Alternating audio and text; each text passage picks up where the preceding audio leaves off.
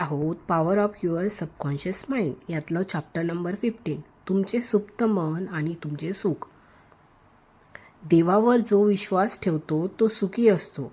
तुम्ही देवावर म्हणजेच तुमच्या सुप्त मनातल्या शक्तीवर आणि शहाणपणा यावर विश्वास ठेवता. तुम्ही समतोल, शांत आणि मोकळे होता. तुम्ही सुख निवडायला हवे. सुख निवडायचे तुम्हाला स्वातंत्र्य आहे. ते सोपे आहे. सुख कसे निवडायचे? जेव्हा सकाळी उठता तेव्हा म्हणा, मित्रशक्ती माझ्या आयुष्याची आज आणि पुढील प्रत्येक दिवशी ताबा घेते. माझ्यासाठी आज सर्व गोष्टी चांगल्या घडत आहेत. हा माझ्यासाठी सर्वात चांगला दिवस आहे. देव मला मार्गदर्शन करत आहे. प्रत्येक दिवस अशा प्रकारे आरंभ करा तर तुम्ही सुख निवडू शकाल आणि आनंदी राहाल. सुखी असण्याची सवय करा. आनंदी राहायची सवय करा.